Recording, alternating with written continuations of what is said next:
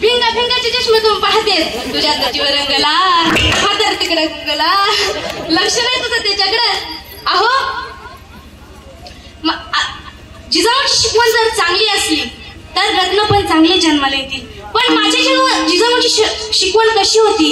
एकदा शिवरायांनी जिजाऊ मातेने प्रश्न केला की अहो आऊसाहेब शिवरायांचे भाऊ संभाजीराजे दररोज महिलांचे नृत्य पाहायला जातात. म्हणजेच महिलांचे नृत्य म्हणजे तमाशा म्हणजे नृत्य पाहायला जातात. मी पण जाऊ का.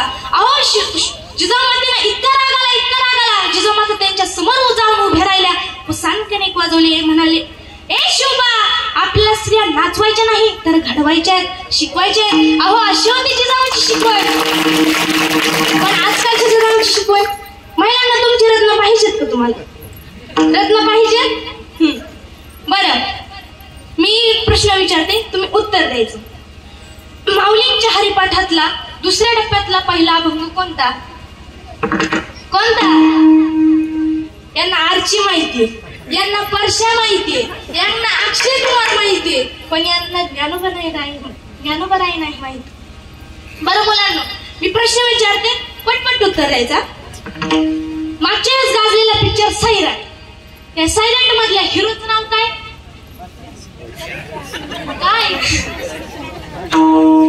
हिरोचं नाव का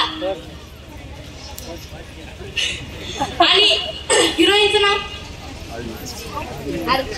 बरं त्या पिक्चर मधलं सगळ्यात जास्त गाजलेलं गाणं कोणतं.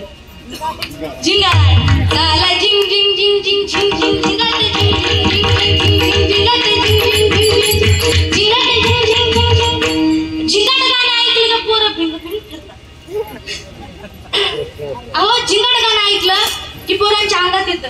अहो पण शिवरायांसारखा पुत्र जन्माला आणायचा असेल तर जिजाऊसारखी शिकवण पाहिजे. माझी जिजाऊची पुण्यई कशी आली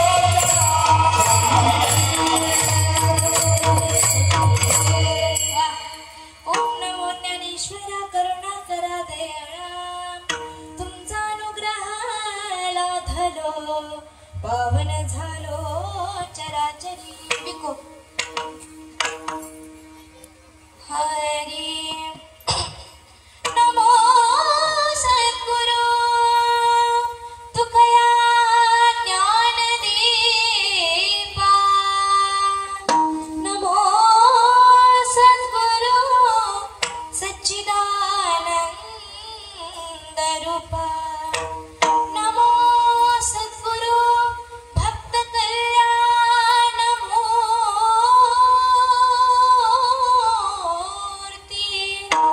नमो सद्गुरु भास्करा पूर्ण कीर्ती सेवेला की सेवक झालो तुमच्या लागलो निचरणा तुमच्या लागलो निचरणा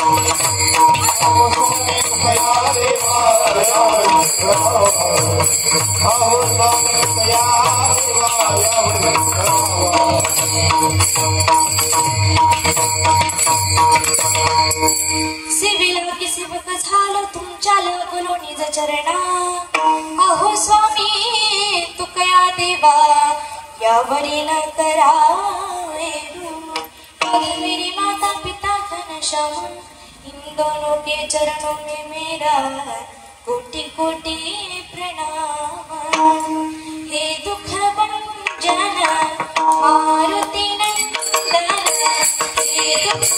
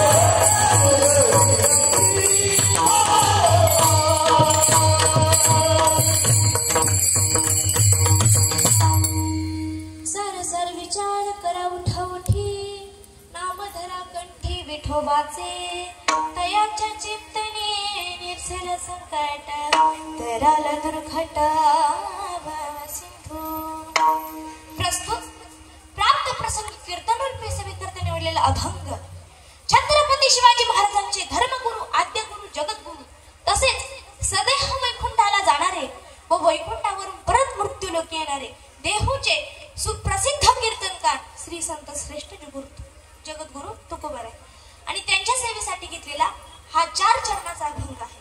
विठ्ठला विठ्ठला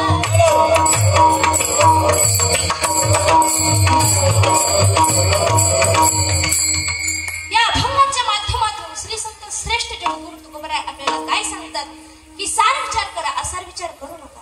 सार विचार केल्याने काय होतं तर आपल्यावर कितीही मोठं संकट आलं तर त्या संकटाचं निरसन होतं व आपल्या कोटीवधीचे पोळे पाहून होतं. महाराज म्हणतात की सार विचार करा असार विचार करू नका। या अभंगाचा सरळ अर्थ पाहण्याचा मी प्रयत्न केला आहे।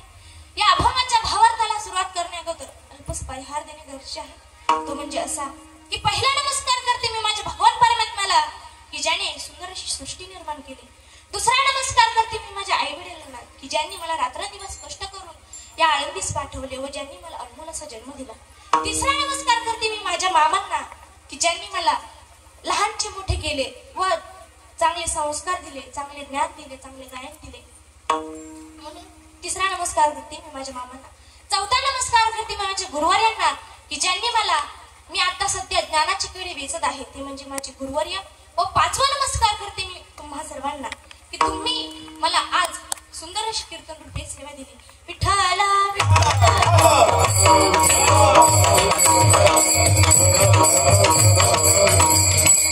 मी आज या नारदाच्या गादीवर उभे आहे ते कोणामुळे तर माझ्या मामांमुळे। अहो माझ्या मामांनी लहानपणापासून मला सांभाळलं, लहानपणापासून चांगले संस्कार दिले।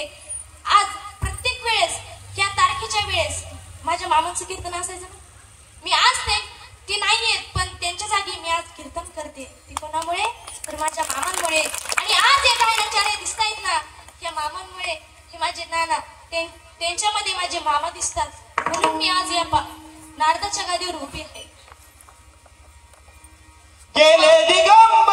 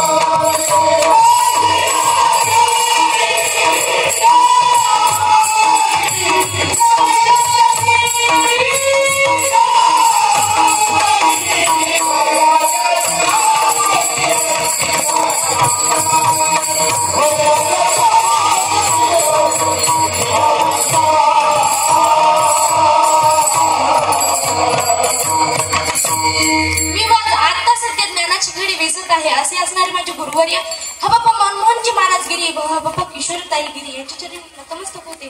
श्री संतांजी माथा चरणावरी साष्टांग हे करी दंडवत किंवा मस्तक हे पायावरी यावर करी संतांच्या। मी माझ्या गुरुवर्यांच्या चरणी नतमस्तक होते व माझ्या कीर्तनात सुंदर साथ देणारे, गंधर्वासारखे गाणारे, चंद्रासारखे सूर्यासारखे वाजवणारे व परीक्षेसारखे ऐकणारे, गंधर्वासारखे गाणारे माझे नाना असतील, माझे मामा असतील, माझे वडील असतील व आजही अनमोल रत्न आपल्या गावामध्ये उभी आहेत ते म्हणजे माझ्या मामा। कारण त्यांनी सुंदर अशी संस्था आपल्या गावामध्ये खोलली, ते आपल्या गावाचं भाग्य आहे। माझ्या मामांना मनापासून धन्यवाद देते व चंद्रसूर्यासारखे वाजवणारे म्हणजे इथं माझे दुसरे मामा पण उभे आहेत, उपस्थित आहेत।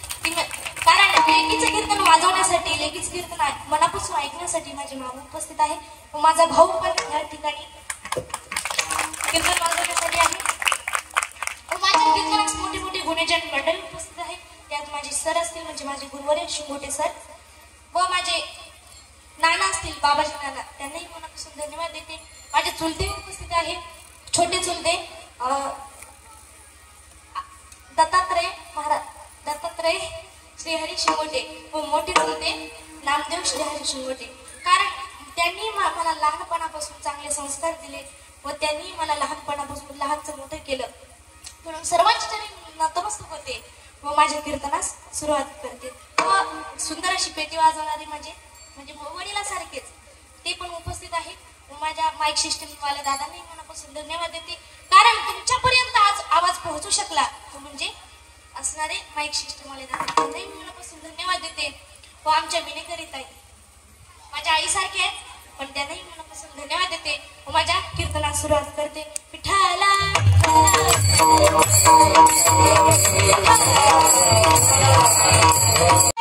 शिवाजी महाराजांचे असणारे धर्मगुरु, आद्यगुरु, जगद्गुरु तसेच श्री संत श्रेष्ठ जगद्गुरु तुकोबाराय. आता तुम्ही म्हणाल ताई, अहो कीर्तन सुरू झाल्यापासून तुम्ही दोनदा शिवाजी महाराजांचं नाव घेतलं. अहो कोण होते ते शिवाजी? काय केलं त्यांनी? अहो काय नाही केलं ते विचारा.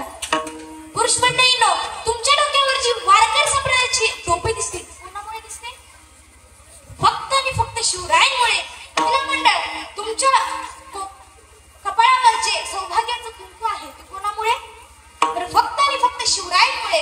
आणि महिला मंडळ, तुमच्या डोक्यावर जो पदर आहे तो कोणामुळे? फक्त आणि फक्त माझे शिवरायांमुळे. आणि मी आज या नारळाच्या गादीवर उभी आहे ती कोणामुळे? फक्त आणि फक्त माझे शिवरायांमुळे. अहो जर एक राजा नसताना तर आपल्याला अशी मागणी मागावी लागली असती, हुजूर मैं आपके सामने कीर्तन पेश करना चाहती हूँ, क्या कर सकते हो? अहो अशी मागणी मागावी लागली असती. आपण म्हणतो राजे तुम्ही पुन्हा जन्माला या.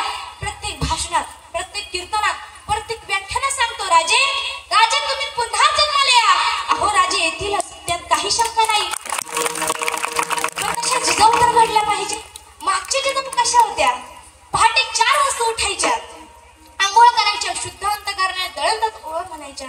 महिला मंडळ, तुमच्या सगळ्यांच्या ओळ पाठेत ना? पाठेत का नाही? तुम्ही दळणदानी म्हणतच असता. म्हणून माझ्या पाठीमागे तुम्ही ओळ म्हणायच्या.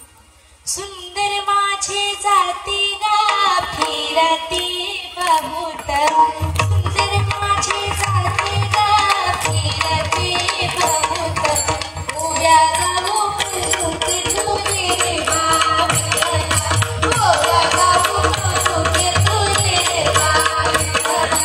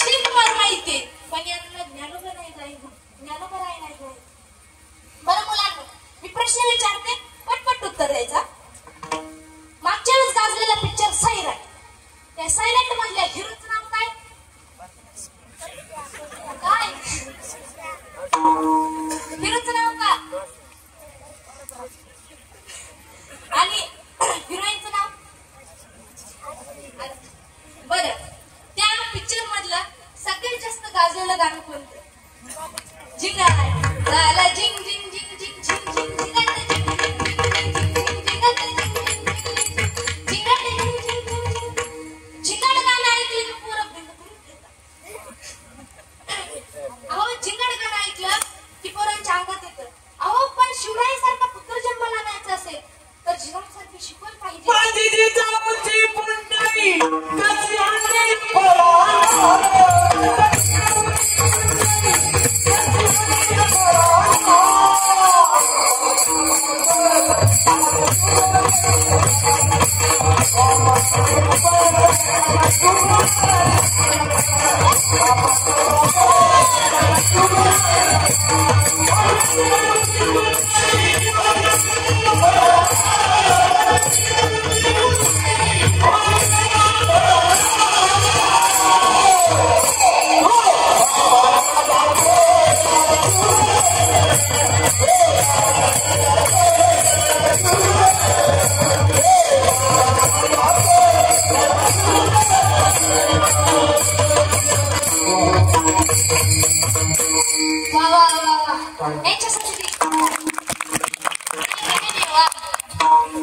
माझ्या जिजाऊची पुण्याई कशी आली हो फळाला. अहो जिजाऊ सारखी शिकवण पाहिजे तेव्हाच तर शिवरायांसारखं पुत्र जन्माले. शिवरायांसारखं जर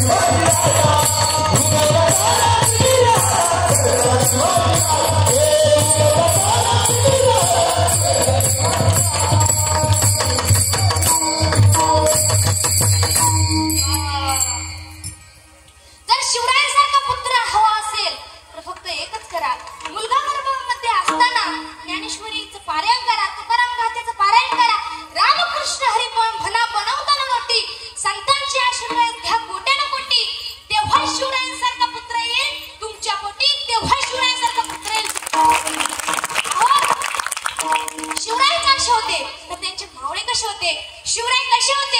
परके स्त्रीला आई म्हणायचं, परके स्त्रीला ताई म्हणायचं. अहो शिवराय कसे होते तर मावळे कसे असतील एका क्षणात सांगून जाते. ऐका, जेव्हा मुसलमानांची आणि हिंदूची युद्ध चालू होतं तेव्हा त्या मुसलमानामधून एक मुलगी पळत आली. ती पळतीये, तिच्या मागे हिंदू लागतायत. कार तर तिला मारण्यासाठी ती पळती, तिच्या मागे हिंदू पळतायत. अहो रात्रीची वेळ होते, तिला निवाऱ्याची गरज असते. ती मुलगी जंगलामध्ये भटकते, पण त्या जंगलामध्ये एक झोपडी दिसते. त्या झोपडीतून एक किरण बाहेर पडत होती. त्या झोपडीपाशी जाते, म्हणते अहो त्या झोपडीमध्ये एक तरुण मुलगा बसलेला असतो. ती म्हणते अहो दादा, मला आजची रात्र निवाऱ्याची गरज आहे हो. ते हिंदू मला मारण्यासाठी मागे लागले आहेत, माझ्या मागे लागले आहेत, मला आजची रात्र निवारा द्या. अहो तो शेवटी शिवरायांचा भक्त होता.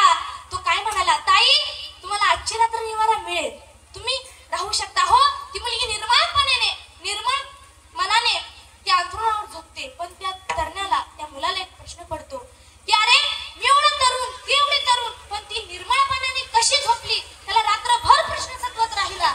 सकाळ होते, ती मुलगी आपल्या घरी जायला निघते. तो म्हणतो की ताई, अगं ताई मला एक तुला प्रश्न विचारायचा आहे.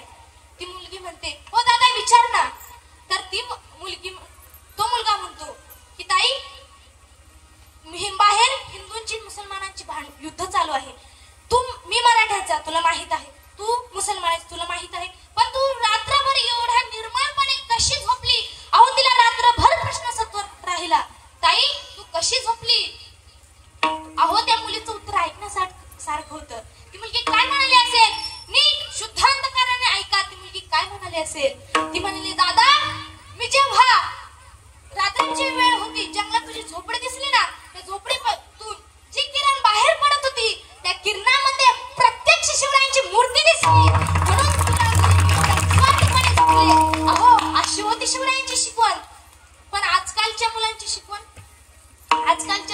आजकालची रत्न, अहो शिवरायांची जयंती असली की दारू पिऊन डीजे लावून साजरी करतात. शिवराय म्हणतात का की दारू पिऊन माझी जयंती साजरी करा.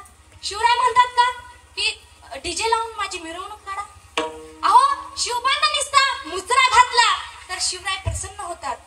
आजकालचे रत्न. हो, शिवरायासारखा पुत्र जन्माला आणायचा असेल ना तर सतत स्वयंपाक करताना म्हणा रामकृष्ण हरी, काही काम करत असताना हरिपाठ वाचा, तेव्हा शिवरायांसारखा पुत्र तुमच्या पोटी जन्माला येईल.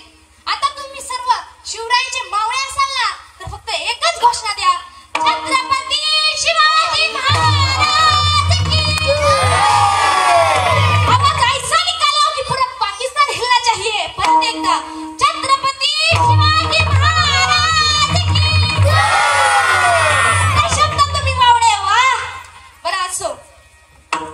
तुकोबराय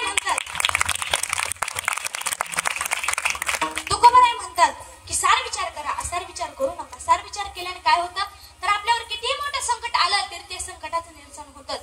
आता तुम्ही म्हणाल ताई सार विचार करा, पण हा सारा विचार आम्ही कसा करायचा तर ऐका. तुम्हाला शेंग माहिती आहे? शेंगाच्या बाहेरचं टरफल कसं आहे? असं आहे.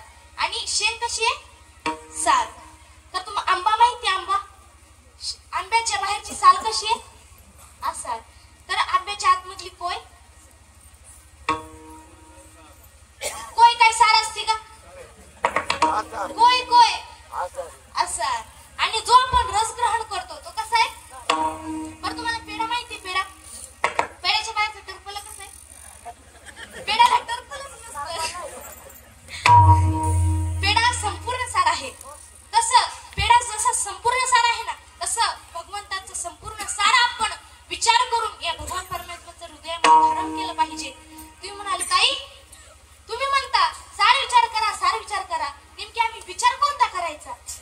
अहो सार विचार करा म्हणजे भगवान परमात्म्याचं नाव या कंठामध्ये धारण करा, भगवान परमात्म्याचं नामच स्मरण करा. व दुसरा विचार असा आहे की तो कधीच करू नये. आपल्यापासून कोणाचं वाईट होईल व आपल्यापासून कोणाला त्रास होईल असं कधीच वागू नका. व पहिली आणली की दुसऱ्या आणण्याचा प्रयत्न करू नका, त्याने आपल्या घरी कायम पाप राहतो. आणि एकदा असंच कीर्तनामध्ये सांगितलं की पहिली आणली की दुसरी आणायचा प्रयत्न करू नका, त्याने आपल्या घरी कायम पाप राहतं. एक सद्ग्रस्त आला. सद्ग्रस्त म्हणाला की ताई तुम्ही म्हणता पहिली आणली की दुसरी आणायचा प्रयत्न करू नका, मी तर 3 आणलेत, माझ्या घरी किती पुण्य लागेल. अहो असे काही येडे असतात. म्हणून महाराज म्हणतात की सारे विचार करा. विठाला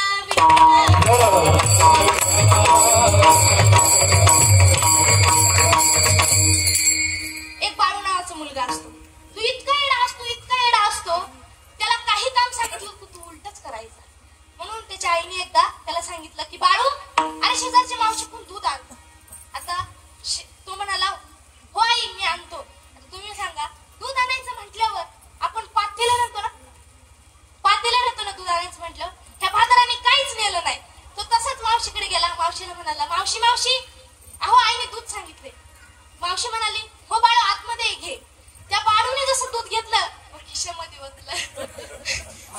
ओतले सगळे दूध सांडून जातो. आता थोडा पुढे गेला रस्त्याने की असं करायचा तरी दूध गळायचं. घरी जास्तपर्यंत सगळं दूध सांडलं. त्याची आई म्हणाली की बाळू दूध कुठे? तो बाळू म्हणाला आई मी जसं खिशामध्ये दूध ओतलं तसं सगळं सांडलं, येतपर्यंत दूधच राहिलं नाही. विठ्ठल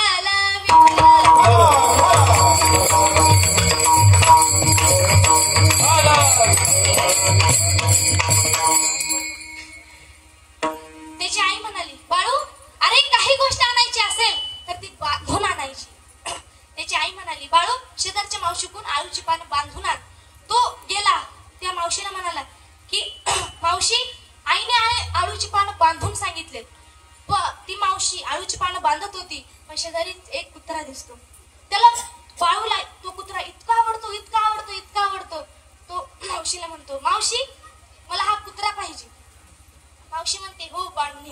आता कुत्रा न्यायचं म्हणल्यावर आपण रशी बांधून नेतो का नाही? त्या भादराने काय केलं, त्या बाळूने काय केलं, शेजारी जे केळीचं पान तोडलं त्या कुत्र्याला इतकं पॅक बांधलं. तर महाराज तुम्ही सांगा तो कुत्रा घरी येईपर्यंत जिवंत राहिला असेल का? नाही. विठ्ठल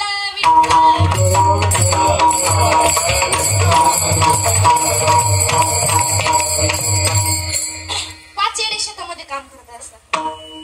त्याच्यातला एक शहाणा येतो मोटरसायकल घेऊन. मोटरसायकल थांबवतो, मोटरसायकलीवर बसून बघतो की ते येडे कशी काम करतात. त्यातला एक येडा उठला, येडा घेऊन असं बघतोय त्या शहाण्या शहाण्याकडे. तो शहाण्याला वाटतं की हा काय मारायलाच येतो का. शहाणा पळतो पुढं पळतोय, तो येडा मागा पळतोय. तो शहाणा पुढं पळतोय, तो येडा मागा पळतोय. अहो शहाणा 2-3 जागे आपटतो, दात फुटतात, गुडघे फुटतात. तो म्हणतो की आता मी मेलो तरी चालेल पण मी पळणार नाही. अहो तो येडा येतो त्याच्या शेजारी.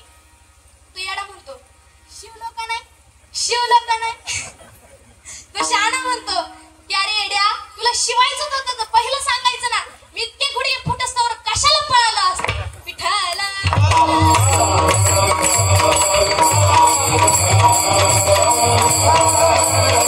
शेवटचा 3 येडे सहलीला गेलेले असतात. मुलीच असतात.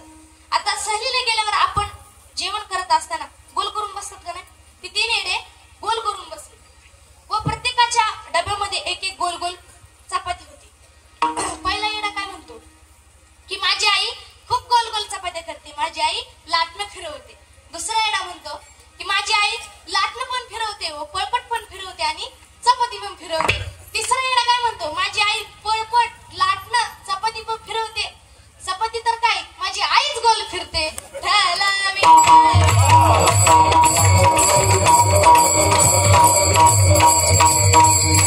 महाराज म्हणतात की सार विचार करा, असार विचार करू नका. सार विचार केल्याने काय होतं तर आपल्यावर किती मोठं संकट आलं तर त्या संकटाचं निरसन होतं. हेच महाराज भंगाच्या प्रथम चरणात सांगतात. सारा सार विचार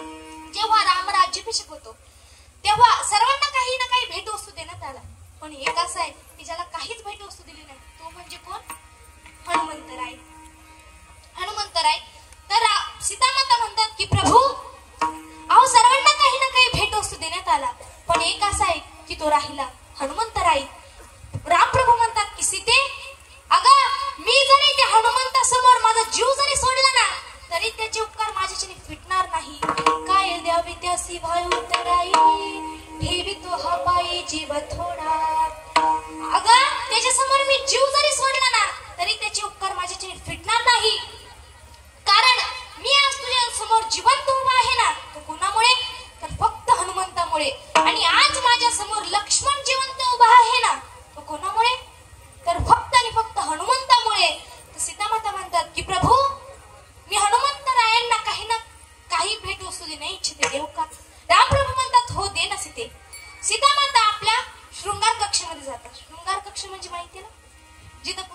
टाकला होता, का जळला होता, मेकअप करता शृंगार कक्ष. सीतामाता आपल्या शृंगार कक्षामध्ये जातात व मोत्याचा हार आणतात व हनुमंतरायांना देतात. हनुमंतराय टुनुक टुनुक उड्या मारत त्या झाडावर जाऊन बसतात. त्या झाडावर जातात, एक मणी धरतात दाताखाली फोडतात, एक मणी धरतात दाताखाली फोडतात. एक तिथून वानर जात असतो, तो वानर म्हणतो, त्या वानराने त्या हनुमंतरायांना दाताखाली हार फोडताना पाहिलं. तो परत सीतामातेकडे जातो. सीतामातेंना म्हणतो, सीतामाता तुम्ही जो हनुमंतरायांना अनमोल रत्नाचा हार दिलाय ना, तो हनुमंत दाताखाली फोडतायत. सीतामातेंना इतका राग येतो. सीतामाता पळत पळत त्या हनुमंताकडे जातात. हनुमंताला म्हणतात की अरे ए वेड्या, तुला काही कळतं का? अरे मी एवढा प्रत्यक्ष देवाने दिलेला हार मी तुला दिला, तू तो हार दाताखाली फोडतोयस. हनुमंतराय झाडावरून खाली येतात, म्हणतात की माते, अगं रागू नकोस माते. अगं या मण्यामध्ये हे मणी मी का फोडतोय? या मण्यामध्ये पाहतोय की माझा राम आहे का? अगं या प्रत्येक मण्यामध्ये पाहतोय माझा राम आहे का? सीतामाता क्रोधात होत्या. सीतामाता क्रोधाच्या भरात म्हणून गेल्या, अरे ए वेड्या, या मण्यामध्ये काय पाहतोय? राम आहे का? पहिला तुझ्यात राम आहे का? अहो हनुमंतरायांच्या डोळ्यातून अश्रू वाहतात. हनुमंतराय पुढचा मागचा न विचार करता तर आपली छाती फाडतात. अहो त्या छातीमध्ये राम प्रभू नव्हे, पूर्ण राम पंचायत होता. विठ्ठल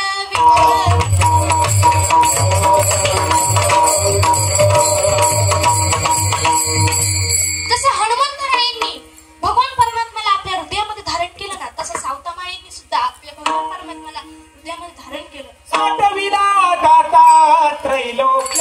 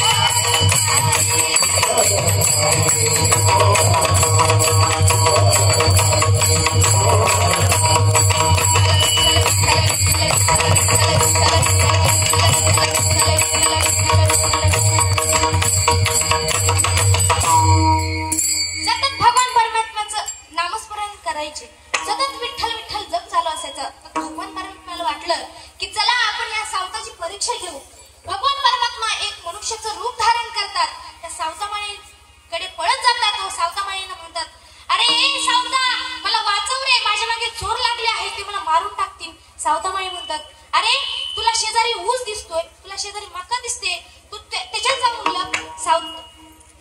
तो मनुष्य म्हणजेच प्रत्यक्ष भगवान परमात्मा म्हणतात की अरे अरे ऊसामध्ये गेलो तर ते चोर मला सापडून मारून टाकतील, जर मकामध्ये गेलो तर ते चोर मला सापडून मारून टाकतील. अरे मला लपायला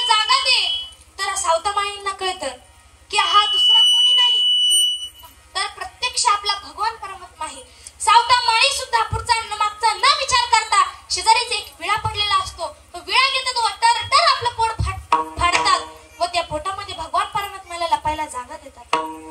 कसं हनुमंतरायांनी सावधामानेंनी कसं आपल्या भगवान परमात्म्याला हृदयामध्ये धारण केलं, तसंच आपण सुद्धा त्या भगवान परमात्म्याला हृदयामध्ये धारण केलं. कारण नाम खूप श्रेष्ठ आहे. नामाची व्याख्या जर आपण पाहायची म्हटली तर पृथ्वीपेक्षा पाणी 10 पट आहे, पाण्यापेक्षा तेज 10 पट आहे, तेजापेक्षा वायू 10 पट आहे, वायूपेक्षा आकाश 10 पट आहे. तर हे मी नाही तर ज्ञानोबराय म्हणतात गगनाहुनी वाढा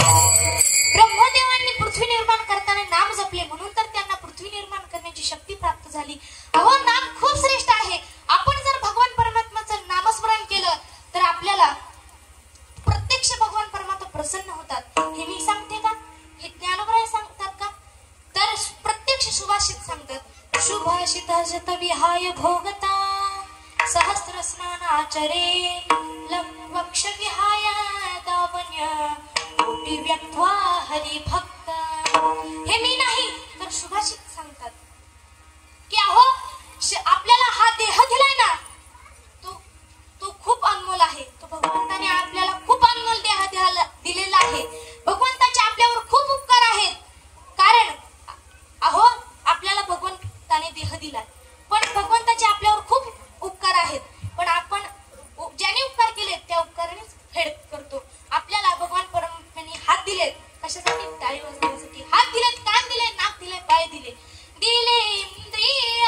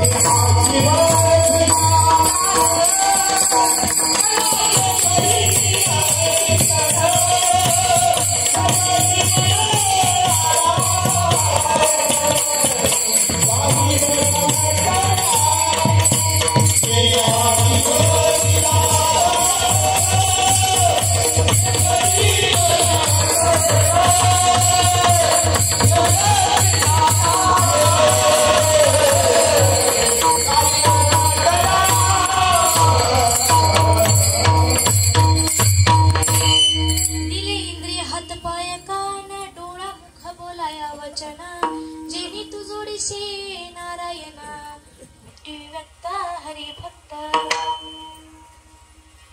दिले इंद्रिय हात पाय कान म्हणजे देवाने आपल्याला हे इंद्रिय दिलेत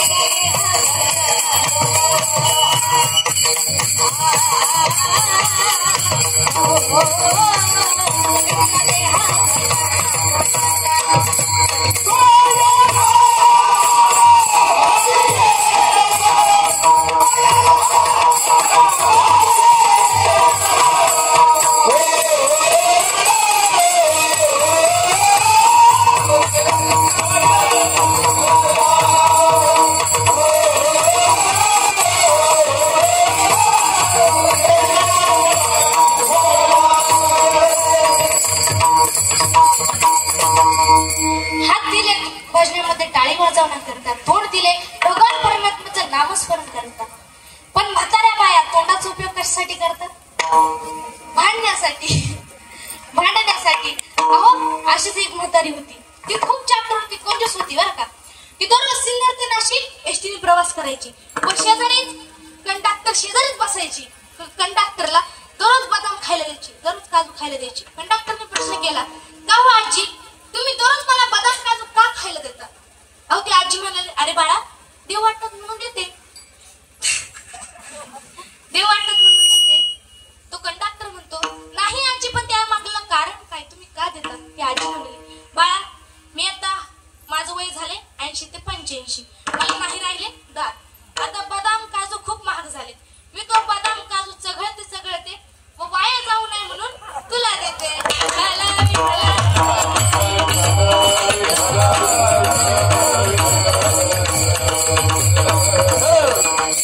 म्हातारी कंजूस तर काय, भांडकुदळ सुद्धा असते. एक म्हातारी दररोज शेजारी गेली का भांडायची, दररोज इकडच्या शेजारी गेली का भांडायची.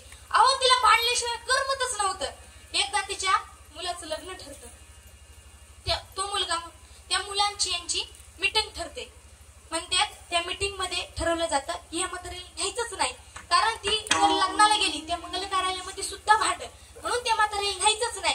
व वरड्याची गाडी असते ना, वरड्याची गाडी ती मागच्या दाराने यायला सांगितली. पण त्या म्हातारीचं आज नशीब उजाळलं होतं. ती दररोज पुढच्या दाराने कपडे घायला जायची, पण आज मागच्या दाराने गेली. समोर पाहते तर काय, वरड्याची गाडी. तिथं एक बिट्टू नावाचा मुलगा असतो, तो खेळत असतो. ती म्हातारी म्हणते, बिट्टू इकडे रे. तो मुलगा म्हणतो, आजी, मी नाही येणार, मला खेळायचंय. ती आजी म्हणते, हे बघ, माझ्या घरी चॉकलेट आहे, इकडे ना. तो मुलगा चॉकलेट म्हणल्यावर आता कोणता मुलगा नाही येणार म्हणा. तो मुलगा लगेच येतो. ती आजी विचारते की, बाळा, ही वरणाची गाडी कोणाची रे, कशासाठी आली? तो म्हणतो, अरे का आजी, आपल्या दादाचं लग्न नाही का, म्हणून ती वरणाची गाडी आली. ती जोराने ओरडते, अरे माझ्याशिवाय तुम्ही लग्नाला जायचा प्लॅन कसा केला? सगळे येतात तिच्या शेजारी, म्हणतात, आजी काय झालं? ती म्हातारी म्हणते की, अरे तुम्ही माझ्याशिवाय कसं काय लग्न ठरवलं, माझ्याशिवाय कसं काय लग्नाचा प्लॅन केला? त्यावेळेस तो मुलगा म्हणतो, अगं आई, तू दररोज भांडती म्हणून त्या लग्नामध्ये सुद्धा तू भांडशील, म्हणून तुला न्यायचं नव्हतं. ती म्हातारी म्हणते, तुम्हाला काय मी भांडकुदळ वाटले का? तुम्हीच मला भांडता आणि तुम्हाला भांडकुदळ वाटले? तो मुलगा म्हणतो, बरा आई, जाऊ दे, तुला लग्नाला घेतो, पण त्या लग्नामध्ये तू भांडायचं नाही. तिला मंगल कार्यालयामध्ये नेतात. ती मंगल कार्यालयामध्ये एका खुर्चीवर बसते व शेजारी 2 म्हातारे बसलेले असतात. काठी घेते, तिला डिवस, काठी घेते, तिला डिवस, काठी घेते, तिला मार. अहो, त्या म्हातारे इतकं कंटाळतात. ते म्हातारे म्हणतात, ए सटवे, तुला काय कळतं का, मला कशाला मारतीस ग?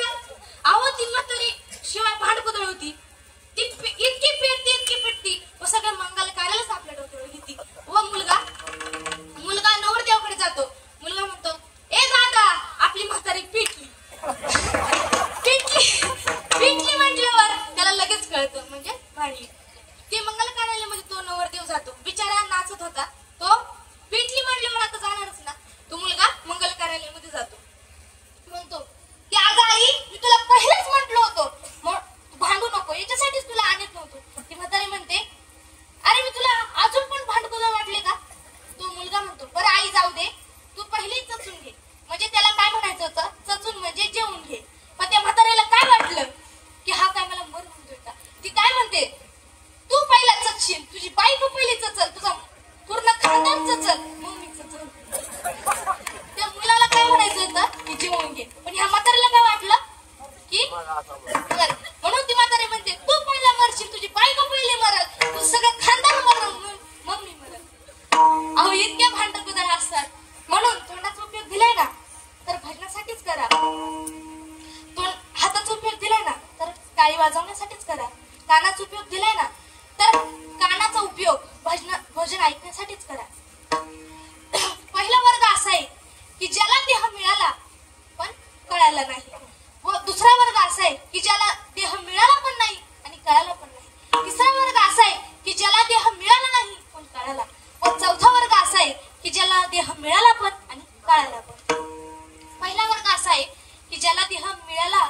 कळालं आहे म्हणजे मनुष्य. माणूस नाही ते खातो, नाही ते पितो, जे खायला पाहिजे ते खात नाही, जे प्यायला पाहिजे ते पित नाही. पण महाराज तुम्ही सांगा, आता याला देह मिळाला पण कळाला का? तर नाही. दुसरा वर्ग असा आहे की ज्याला देह मिळाला पण नाही आणि कळाला पण नाही, म्हणजे पशु. पशु काय पाप पुण्य जाणती, उत्तम मध्यम भोग भोगिते. पशुधिकांना पापही कळत नाही, पुण्यही कळत नाही, ते फक्त आपलं भोग भोगण्याच्या पाठीमागे लागलेले असतात. तिसरा वर्ग असा आहे की ज्याला देह मिळाला नाही पण कळाला, स्वर्गीचे अमर. स्वर्गातले अमर म्हणतात की अरे आपल्याला केव्हा देह मिळेल आणि आपण केव्हा भगवंताचं नामस्मरण करू. स्वर्गीचे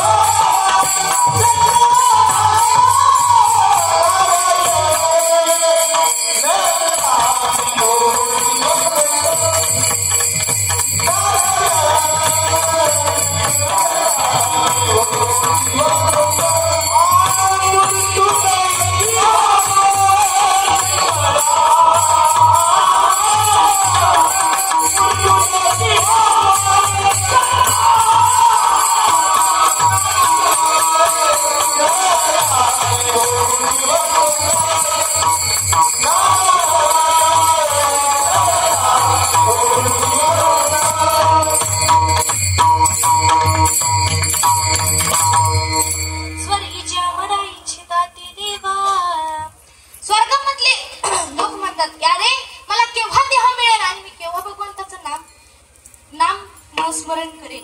व चौथा वर्ग असा आहे की ज्याला देह मिळाला पण आणि कळाला पण. अहो संत, ज्याला देह मिळाला पण आणि कळाला पण ते म्हणजे कोण? संत. संतांची जर संगत केली तर आपल्याला प्रत्यक्ष भगवान परमात्मा भेटतात. संगत संतन की करणे जन्मता सार्थक कछु करणे. संतन की करणे जन्मता सार्थक कछु करणे.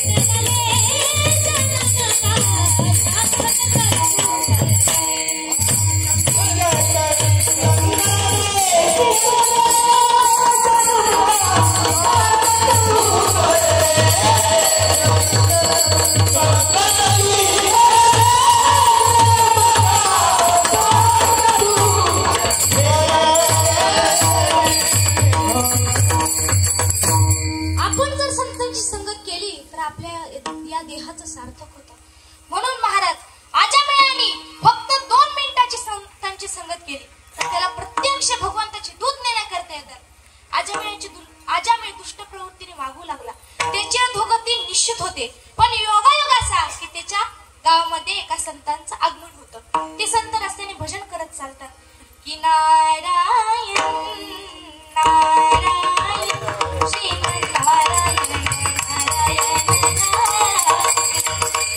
नारायण नारायण श्रीमन्नारायण नारायण लक्ष्मी नारायण नारायण श्रीमन्नारायण लक्ष्मी नारायण नारायण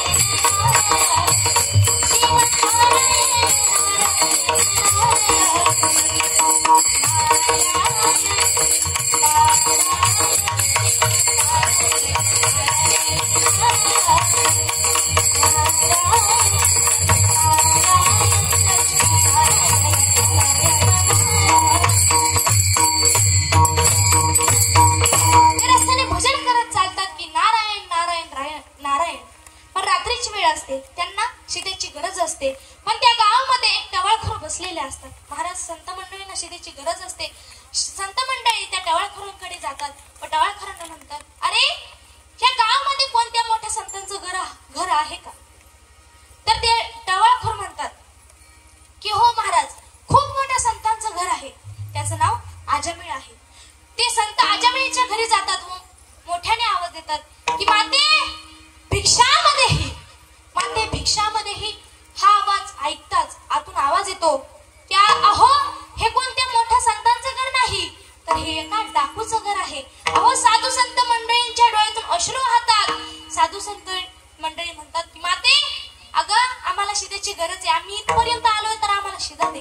आजमिळाची पत्नी त्यांना शिदा देते. साधू संत मंडळी तो शिदा शिजवतात व पहिल्या नैवेद्य देवाला दाखवतात व स्वतः ग्रहण करतात व रात्रभर आजमिळाच्या घरी भजन करतात. पहाटे 4 वाजता आजमिळ चोरी करून घरी येतो. तुम्ही म्हणाल, ताई तुम्हाला कसं माहिती आजमिळ चोरी करून 4 वाजताच येतो? तुम्ही पण चोरी करता का? नाही, हे मी नाही, तर भागवतकार सांगतात की पहाटे 4 वाजता आजमिळ चोरी करून घरी येतो व समोर पाहतो तर काय, साधू संत मंडळी अरे आपल्या घरी भजन करत आहेत. त्याची तळफाईची मस्तकाला जाते व तो जोराने ओरडतो, अरे तुम्हाला इथे भजन करण्याची परवानगी कोणी दिली? उचला टाळून निघा इथून. साधू संत मंडळी म्हणतात, अरे आम्ही तुझ्या घरी रात्रभर भजन केलं आहे, आम्हाला काहीतरी दक्षिणा तर दे. तो आजमिळ म्हणतो, अरे तुम्हाला आतापर्यंत जिवंत ठेवलंय ना, हीच तुमची दक्षिणा समजा, निघा इथून. साधू संत मंडळी म्हणतात की अरे आम्ही दक्षिणा म्हणून काय तुझ्याकडे पैसे वगैरे मागत नाही, तर तुझ्याकडून एक वचन पाहिजे. तो आजमिळ म्हणतो, कुठलं वचन? साधू संत मंडळी म्हणतात की अरे तुझी पत्नी गर्भवती आहे ना, त्या गर्भामध्ये जे मूल आहे ते मूल आल्यानंतर त्या मुलाचं नाव नारायण ठेव. आजमिळ म्हणतो, नाही ठेवणार नारायण नाव. त्याची पत्नी म्हणते, अहो तुम्ही जर नाही ठेवलं नारायण नाव तर मी ठेवणार नारायण नाव. आजमिळ म्हणतो, हो ठेवतो नारायण नाव, आता तरी निघा इथून. साधू संत मंडळी आपापल्या दिशेने निघतात, नारायण भजन करत निघतात. पण योगायोग असा की त्याला मुलगाच होतो. त्या मुलाचं नाव नारायण ठेवतो. आता सर्वात लहान असल्यामुळे नारायण जेवलास का, नारायण पाणी पिलास का, नारायण झोपलास का, नारायण उठला का, सतत त्याचा नारायण जप चालू असायचा. आता त्याचे अधोगत ते निषेध होते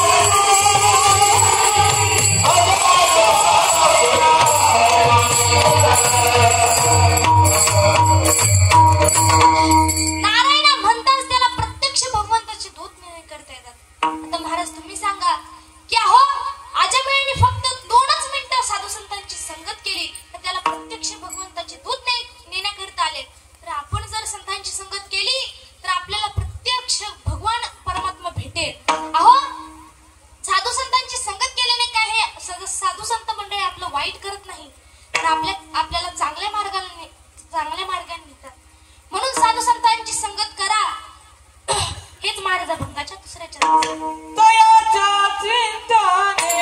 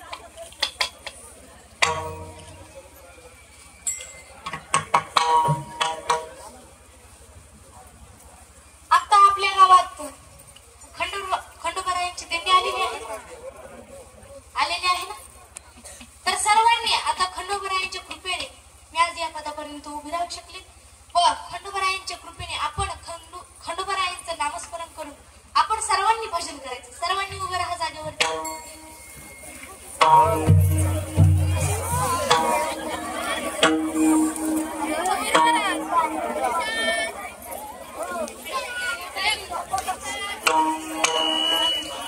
नाचायचं, लाजायचं नाही. कारण खंडोबारायांची आपल्या गावामध्ये दिंडी आलेली आहे, म्हणून सर्वांनी नाचायचं, लाजायचं नाचूंगी नाचूंगी नाचूंगी नाचूंगी नाचूंगी नाचूंगी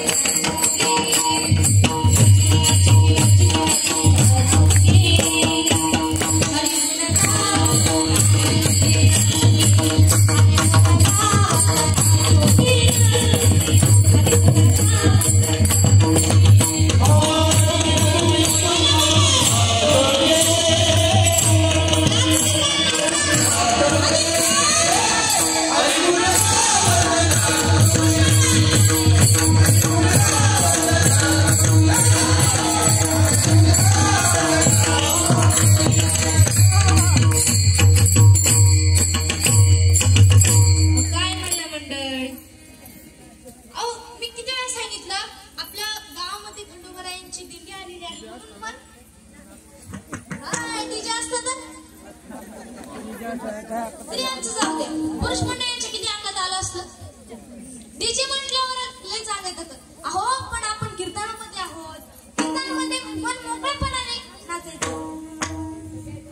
हा भगवंताचा नाचता नाचता पितांबर गायला होता, आम्ही तर शाल पण गाळला. त्याच्यामुळे मन मोकळेपणाने नाचायचं. महिला मंडळ, पुरुष पहिला सन्मान महिलांचा असतो. महिला पुढेत का नाही, सगळ्याला महिला पुढे, म्हणून तुम्ही सर्वात जास्त नाचायचं. पुरुष मंडळ तुम्ही पण लाजायचं नाही, तुम्ही पण नाचायचं. हे जरी नाही काल जरी दुसरं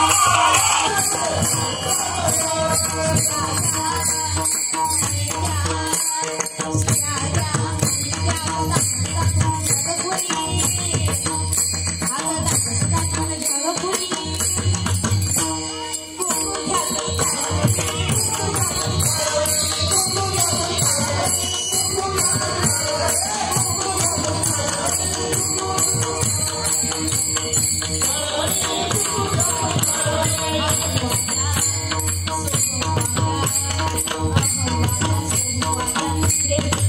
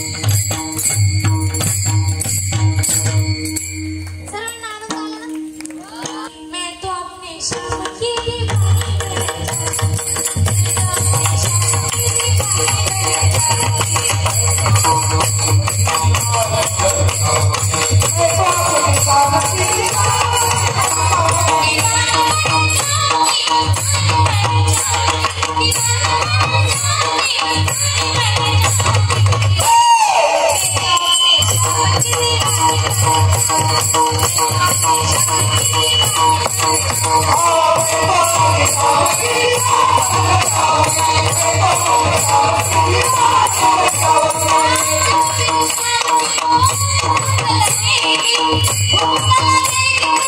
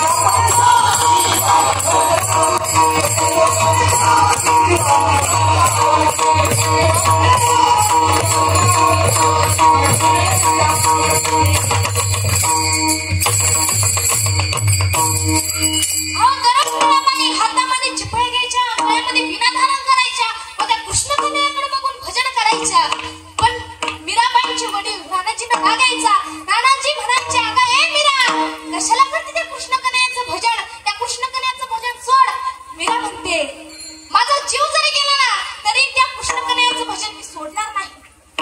अहो, राणाजीने इतका राग येतो, राणाजी विषाचा प्याला आणतात व मीराबाईंना देतात. म्हणतात, अगं ए मीरा, तुला वाटत असेल तुझा कृष्ण कन्हैया तुला वाचवायला येईल, हा घे विषाचा प्याला व पूर्ण गटगट पिऊन टाक.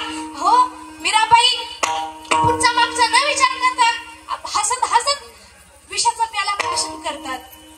विष का प्याला मीरा हसी रे. अहो, विषाचा प्याला पीत पीत मीराबाई हसत हसत पिल्या तरी मीराबाईंना काही झालं नाही. म्हणून महाराज म्हणतात की त्या भगवान परमात्म्याचं नामस्मरण करा, त्या भगवान परमात्म्याचं कंठामध्ये नाव धारण करा. हेच माझं अभंगाच्या तिसऱ्या चरणात सांगतो.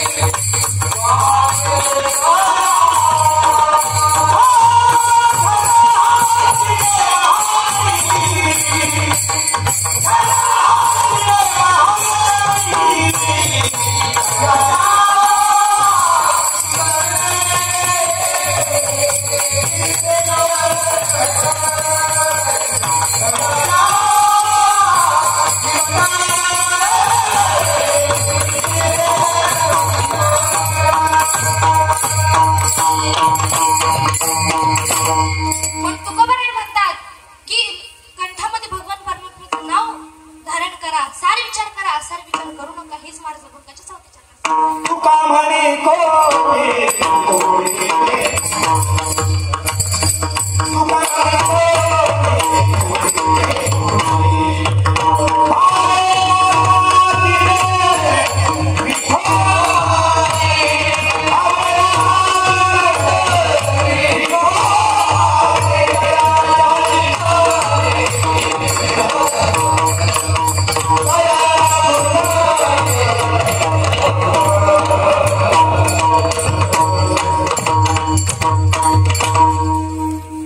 झालेली सेवा पांडुरंग परमात्म्याच्या चरणी, माऊली ज्ञानोबारायांची चरणी व माझ्या कानिफनाथांची चरणी व माझ्या खंडोबारायांची चरणी नतमस्तक होते.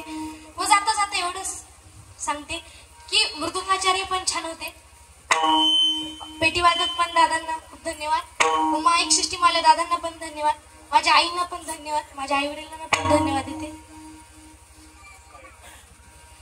मृदुंगाचार्य माझा भाऊ. अहो, आई वडिलांनी मृदुंगाचार्य माझा भाऊ. आई वडिलांनी रात्रंदिवस कष्ट करून आम्हाला आळंदीस पाठवले, म्हणून तर आम्ही या पदापर्यंत उभे राहू शकले. व माझ्या मामांनीही सुद्धा, माझ्या मामांचेही मी मनापासून धन्यवाद देते. व माझ्याकडून काही अपशब्द बाहेर निघले असतील ते माझ्या बुद्धीचे दोष, व ते जे काही चांगलं असेल ते माझ्या गुरुवारांचे. हा, कीर्तन सौजन्य दिलीप पोपट शिंगोटे म्हणजेच माझे बाबा, त्यांनाही मनापासून धन्यवाद देते, कारण सुंदर अशी कीर्तन रूपी सेवा त्यांनी केली. त्यांनाही मनापासून धन्यवाद देते. माझ्या कीर्तनास पूर्ण विराम ज्ञानेश्वर.